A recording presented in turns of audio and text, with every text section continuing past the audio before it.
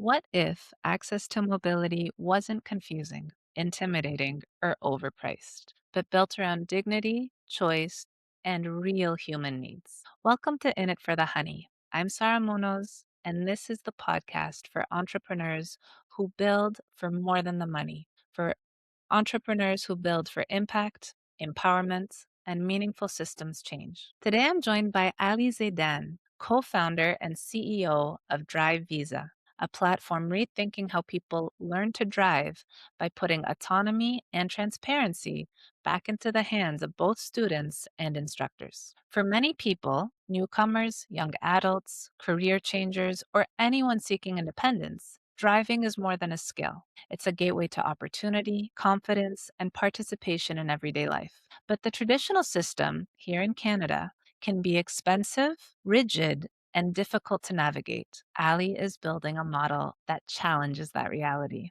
Driving education, he's making it more affordable, more flexible, and more human, while giving both learners and instructors the power of choice over how, when, and with whom they learn or teach, while still remaining extremely affordable. In this conversation, we explore the story behind Drivisa, the deeper meaning of mobility and empowerment, and what it takes to rebuild access from the ground up.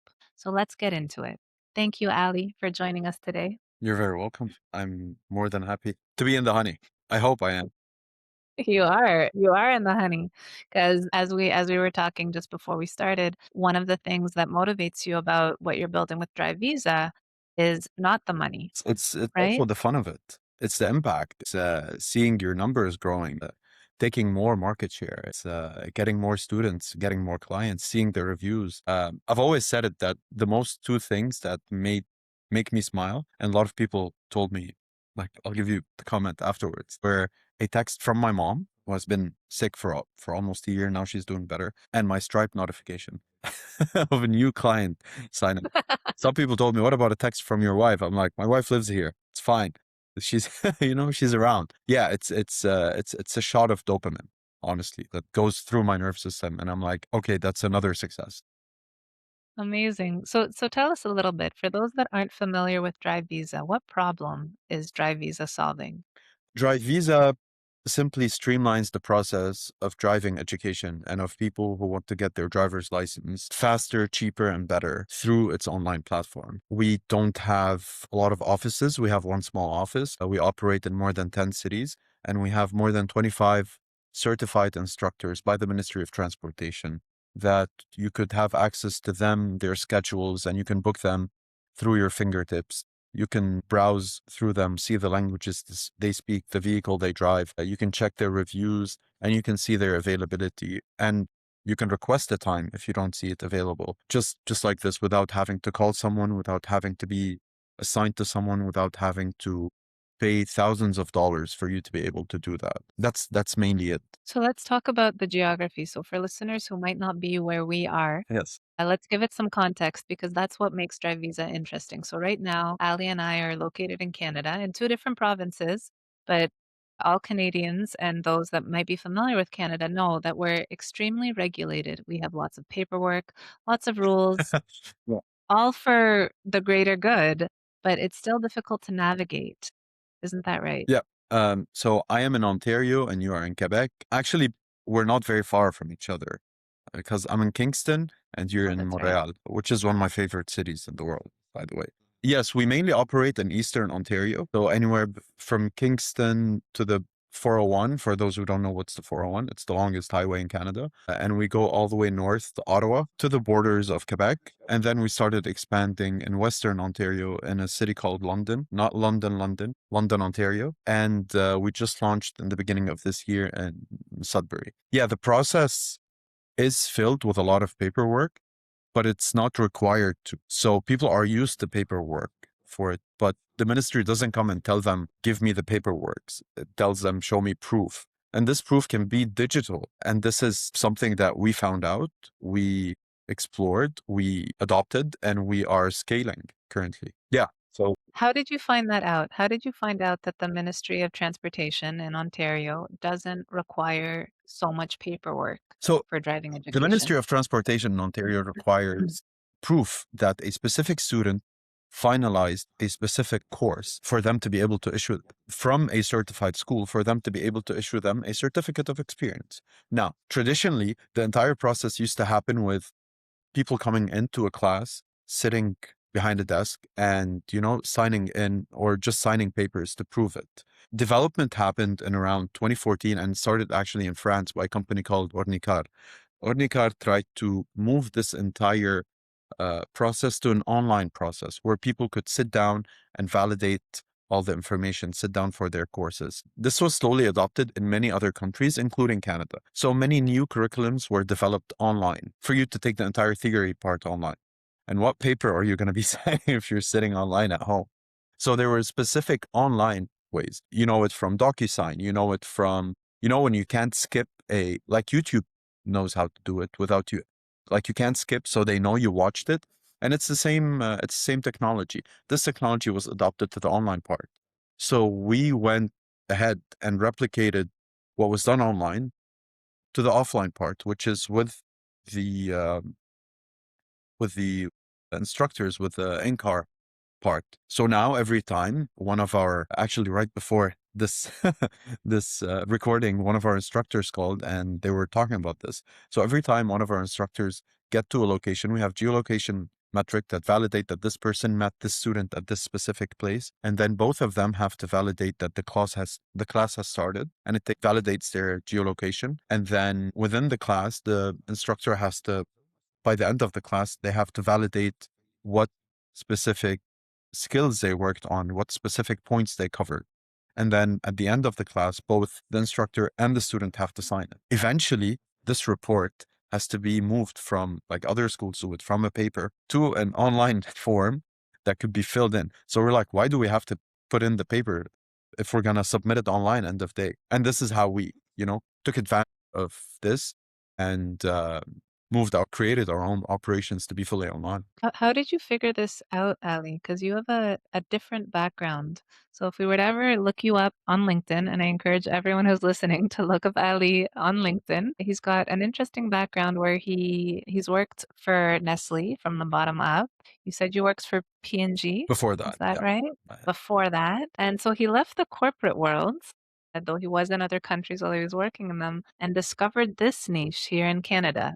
How did that happen? Yeah. So how did I come to figure that out? I didn't. It was my co-founders who did. Honestly, one of my co-founders is a driving instructor who's a Y Combinator fanatic. Like literally, I can call him up right now and tell him, I have a problem when it comes to, I don't know, our 3 years projections, when it comes to X.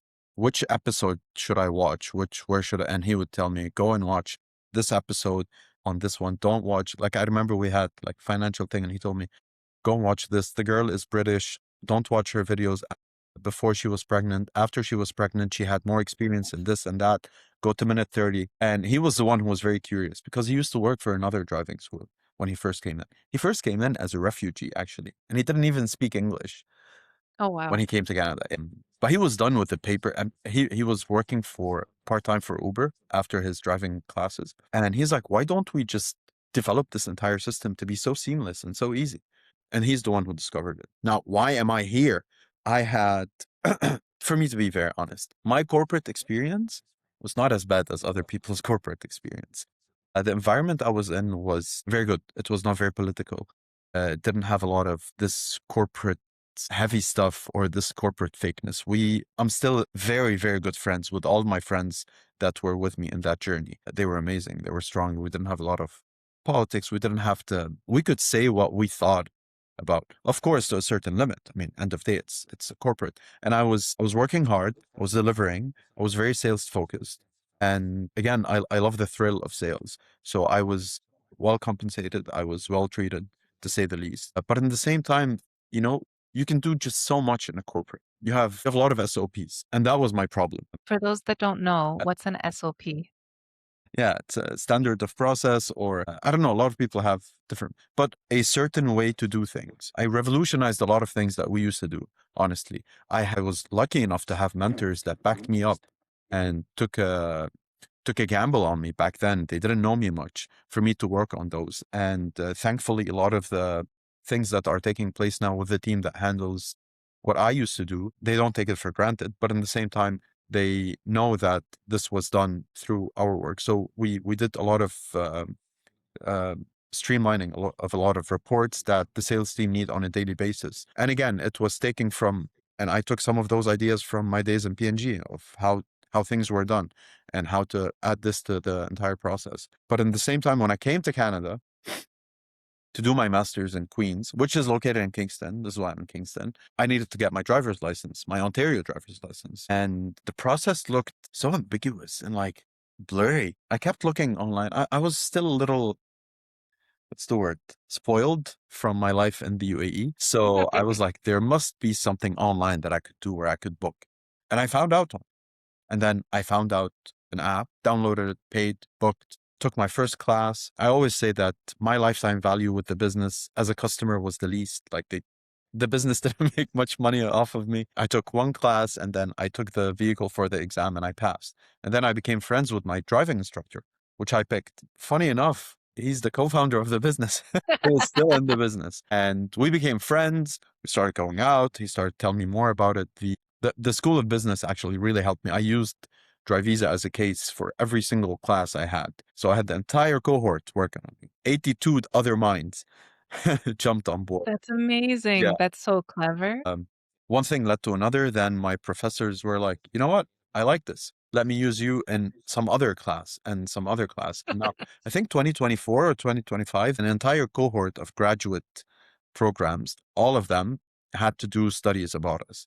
And this really added a lot of value. The Center of Innovation in the university really helped, or in the Faculty of Business really helped and really pushed us. We even won an award for them that pushed us a lot. I can keep going on, but mainly That's that. amazing, Yeah.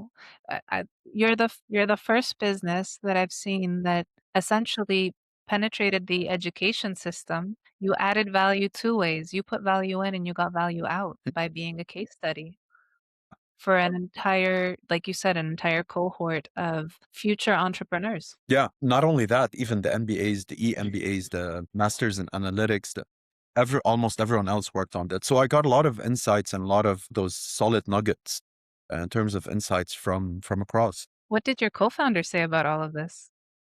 They were very happy. My co-founder specifically was like, you know, now when I get students who come with me or who book me as a driving instructor within, obviously within the city, they're like, you're the co-founder, right? I remember seeing your face on Ali's presentation. So he's he's beyond happy. We have integrated. We're still not number one in Kingston, but we're number two, and we have integrated so many communities. It's beautiful, you know, when you go to Dollarama or to Costco and people come to you. They're like, I seen you on the ads. How can I start with you?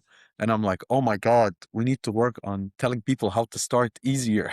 How to start being instructors with No, you how or start how to learning start with learning you? with us. Many of them see the ads or see our cars around, Yeah.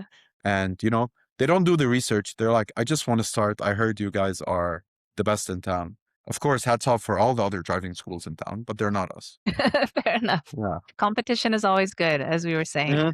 One of the other things you mentioned was the price point and just the pricing system. Can we explore that a little bit more? Because I think your history at Nestle, at P&G has helped play into this a little bit. I'd love to.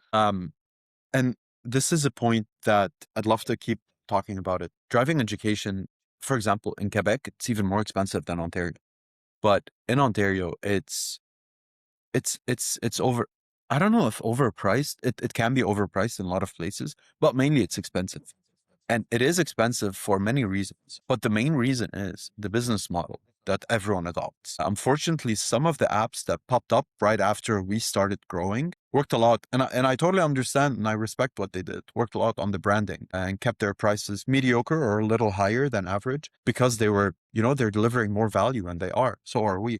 But in the same time, we decided that instead of going and convincing people that they're getting a better value by using us, we're like, so we looked internally. We we uh, we don't spend as much money per operation per day. We don't spend as much money for all of our SOPs or whatever processes that we need to do. We barely spend any money on them, honestly, because the app just does it. So we looked inside and we were like, okay, so we have all of this. Why don't we work on making this entire thing that we found out the easiest to access in the market? And this is exactly what we started doing. We have a business model that is lean enough that I could afford getting from 100 to 10,000 students per month and service all of them faster, cheaper, and better than everyone else without me having to add 5 or 6 or 10 headcounts. And why not? Seriously, why not? Why don't we bring all of this? Why don't we give people the pleasure of experiencing what we have created? And this has been extremely rewarding. Everyone in the market is very conservative. We have been bold enough, and the market has rewarded us. I say it with a big smile on my face. I'm very happy. We did last year, after adopting this approach, last year we did around X in terms of volume. Wow. Yeah, and not even a glitch. Our CTO was on top of things. Not even a glitch. We went from an average of 150 to 200 students a year to 1,200 students. Obviously, it goes month by month. Yeah, Yeah. within so many different cities. Not even a glitch, thankfully.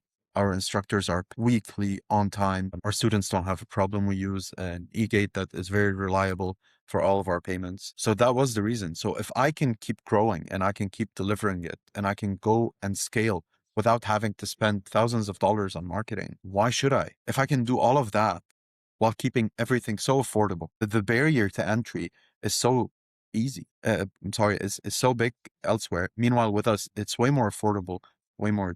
We even went another step ahead. And now for you to start your driving education with us, for you to start the entire online part or the theory part, you only have to pay for $9.49.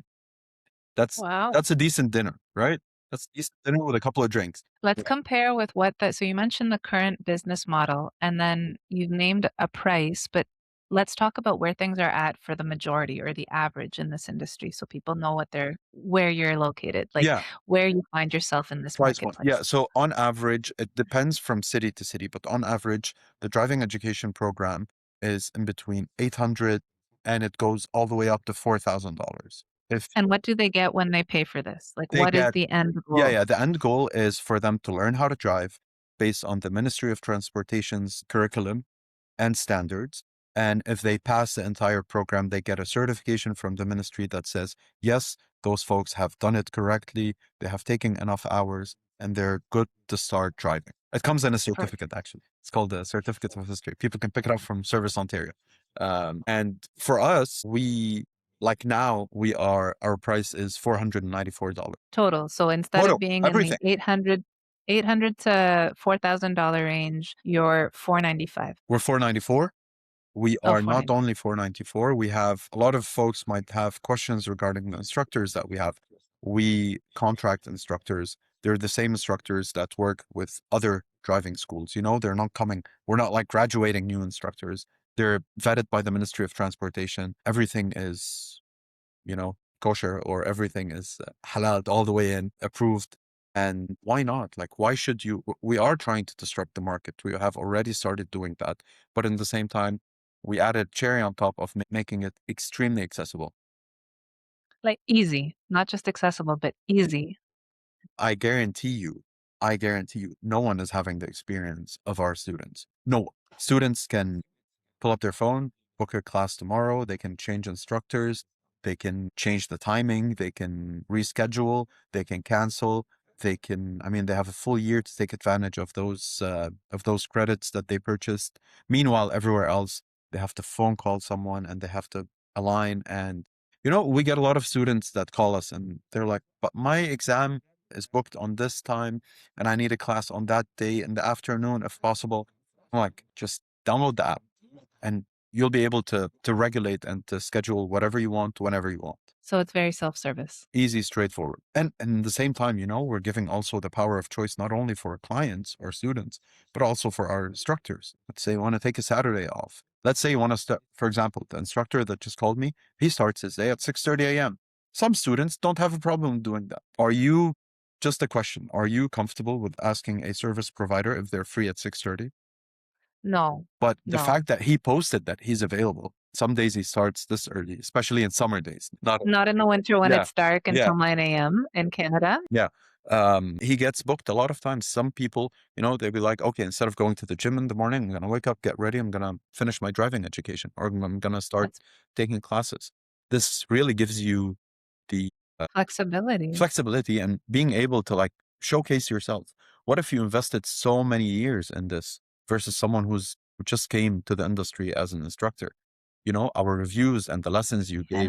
gave, they rank you higher when, you know, when people are scrolling and when people are seeing the profiles. I remember my driving experience and Yeah, why just don't you tell getting us? schedules yeah, so getting schedules to align, I failed the test 3 times before I passed. So it is challenging, and I did grow up in Canada. I grew up in Ontario, in Toronto, and finding a driving teacher that felt comfortable with you and you with him, because one of the things I learned while driving with Haji, he was my teacher, I remember, because he had just a lovely energy about him. He mentioned it's a dangerous job that people, don't realize is dangerous, especially with new drivers, especially with uh, young drivers. I was a young driver at the time, 16, 17. We don't have the same life experience or notions of risk. And in Canada, the cars that you're learning to drive in are not marked. So nobody else on the road knows if you're a young driver or not. There might be a sticker, but someone in a rush isn't necessarily noticing that. So I did take note of the kinds of stress that driving teachers also experience and driving instructors experience, because they don't know who they're getting in the car with. Mhm. They don't know what state that person is in when they get in there. Yeah, And if on top of that, they don't drive at the schedules that they want, and I think that's brilliant that an instructor can set his or her schedule to 6 a.m., 6 to 9, and then maybe something midday, because you get a different clientele at that time too, exactly. versus those that are driving at night or have, there's personality types that Of do course. follow certain. But you're absolutely right when it comes to that. And many driving instructors tell me that on a weekly basis, I feel like we're gonna, you know, get in a crash at least 2 times a week. End of day, you know, it's something that progresses. Instructors don't take the students on the road first day or second day. They start mainly in a parking lot. What I would be asking people, and I mean, I hope some folks in Ontario do that, just the unbelievable level of harassment that our instructors get from regular people driving around. Every month we get 1 or 2 calls, like just people, one of your driving cars, I saw they were doing, I don't know, they were taking a right somewhere. And in the same time, they were so slow and they stopped. I'm like, listen, this is a 16-year-old probably in the vehicle who's stressed, who's trying to get like, keep a distance between both of them, like between you and them. Give them the benefit of the doubt. Those are people that are learning. There should be strict rules that protect those folks. And we're trying to work on that as well. But at the same time, a lot of people are unfortunately privileged enough to come and judge those and have, I'm sorry, they have the audacity to come and call us and tell us. And I just ask them, you have it on record? Like, for example, and we have that on record. One guy, it was September 20 something. I remember that date very well because I was on the beach and our phone rings. It was Sunday. I pick up. Hello, Drivisa. How can I help you? I just passed by one of your students or cars that have your logo on it, and they were so slow, unbelievably slow, and you shouldn't be teaching your folks this way. And they seemed mad at me, and they were saying things. I pull up the phone. I call the instructor.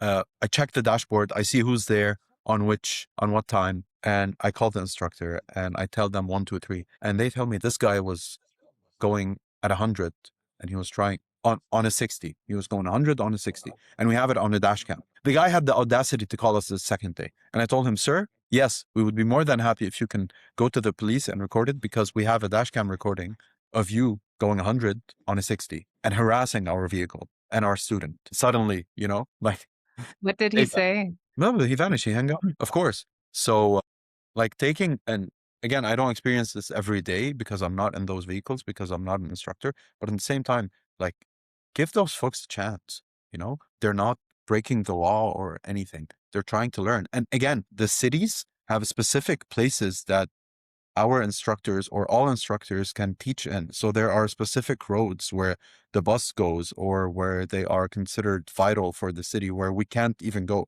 So we're already limited with where we can train our clients or our students. And on top of that, we get harassed. It's a little too much. Sometimes they mistake us for other driving schools and they just call the Oh. first number they have. And it's the same response because it's an industry problem. That sounds like there's a real opportunity there to start educating people on just a better culture around driving schools Yeah. and how to behave on the road. So What a I think I challenge. took the conversation a No, different this is place, but still. but these are the realities that you're living, and maybe these, equate to some of the harder days because that's kind of my next question is Mm. what keeps you going when things get difficult and when you have obstacles, and I'm sure you've had quite a few. As me and my co-founder says, you get one good day and 10 bad ones. For me, to be honest, in the bigger scheme of things, the business is doing great compared to where we were, compared to where we are, compared to the resources we have. We're not doing great. We're doing amazing. But in the same time, we always want more. We want this big avalanche to happen, like this snowball to start rolling bigger and bigger, bigger and faster and better, similar to our slogan, which is cheaper, faster, better. I learned from a lot of other stories. There's a business who did the same and they had a great impact and exit in France. I often listen to the podcast of their co-founders. I'm actually in touch with one of their co-founders and they are like, they're massive support. A lot of times what helps is, I'm very happy I'm not a founder myself. I have a co-founder. I have actually two co-founders and it's beautiful, to just bounce ideas, to talk to people with the same thing because a lot of people tell you about the leadership of a entrepreneur. Not at my stage. Leadership, what? You're a team of 2 or 3 people. You're not like, you're not creating this big culture. The culture is the 2, 3 folks that you're in. I work out, or whenever I get the chance, I dance. This helps. I have a great supporting wife. I still have a lot of supporting friends that still work at corporate that tell me, we wish we are in your shoes. And I'm like, do you? This helps. But the main thing, it's the grind. You just have to, in all of those days, you have to put your head down, keep going, suck it up. Very sorry to say it. You got to suck it up and act like there's nothing happening. What actually helps me as well is customers calling, moms calling specifically, moms with several children. And I get that every 1 week to 10 days. So it's the average, it's the average of someone also calling us regarding one of our students. So they even out. And a mom calls me and she's like, my girl had an amazing experience with you. Where were you 2 years ago when my eldest son or my eldest girl was looking for it? Why did I pay double for worse Mm. service? And she's like, my other daughter or son will turn 16 soon. Can I sign them up from now? I want to take advantage. And this really helps as well. Many of That's a huge motivator. Oh You yeah. hear the Oh yeah. impact firsthand. This is like $1 million phone call. And I'm like, man, can you please leave us a review saying this? This really helps. But honestly, I can't put my head out of the business. I'm obsessed. For example, today it's 10 a.m. I've been up since 4 thinking about our next step. I just can't. I'm that sort of a person. And you're not tempted to take this energy back to corporate? I am. A lot of days, like, I'm like, should I just get a full-time job and do this on the side? And I get it. And one day I might, no, I don't think, But you it sounds like you daydream about it. What where does that come from? I Is it think it because of the comes, hard yeah, days yeah, or is it it's the hard days, it's the insecurity. I'm still working on, settling in the country. I've been here for 2+ years. I don't have my a permanent residency yet. Mm. Um, there's a lot of other perks that I might need on the short term that a corporate, or not necessarily a corporate, any other job would help me do. But honestly, I'm in it for the honey. you like the impact? I love the impact. I love, going places, like going to different cities and driving around and then seeing one of our vehicles passing by. Or I would be on a call with someone in a different city and be like, this morning I was driving around and I saw two of your cars, not only one. This is beautiful to hear. And the difference between all of that is that this is my stock.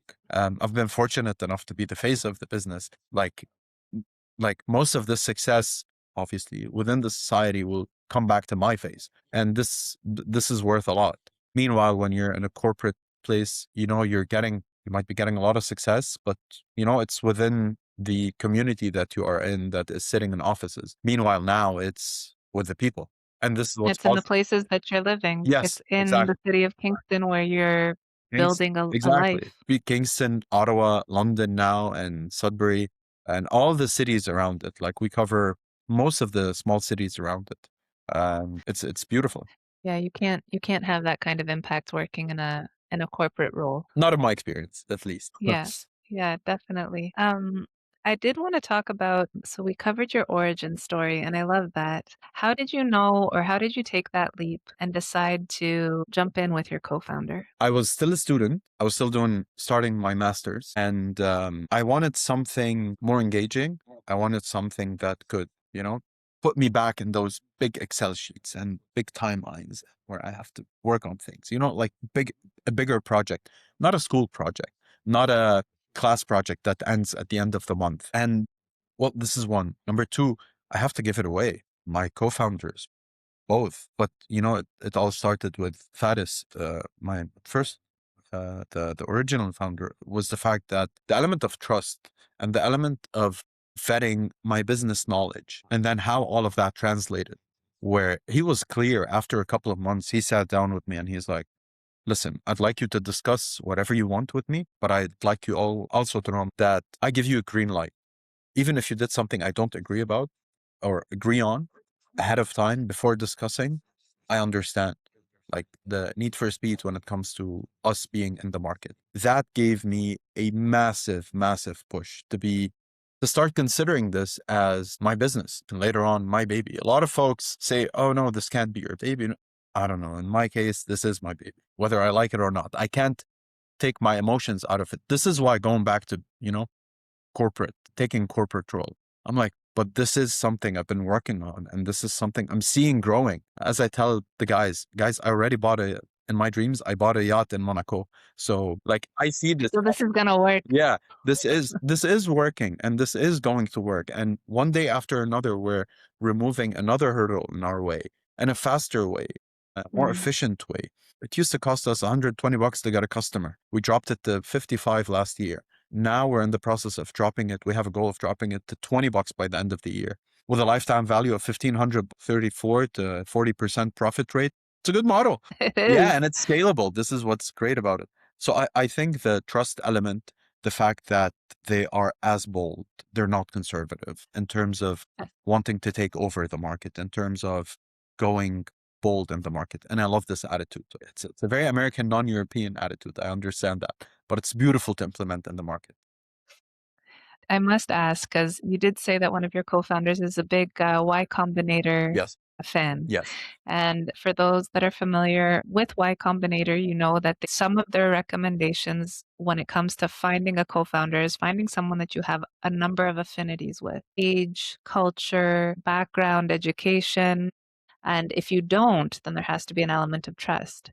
And it sounds like, Ali, you didn't necessarily know each other for very long, but what affinities did you have? Are you of a similar background? Are So you from different? Yeah. yeah, yeah. We do have a almost, I mean, the Lebanese and the Syrians will probably fight over this if they hear it.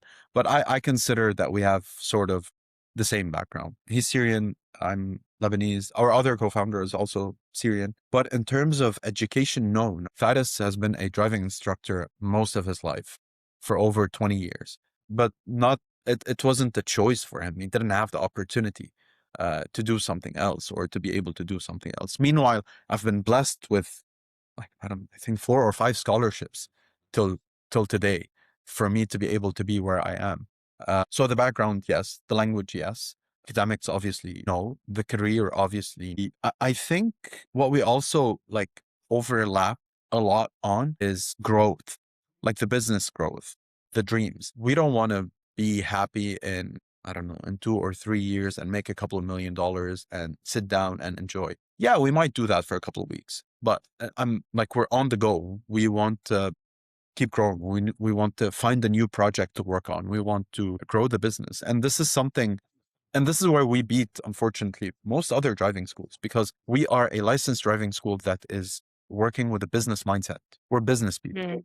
We cover all the metrics that are needed for us to be a verified driving school, delivering the value and the quality. But in the same time, in terms of running the business, we are business folks.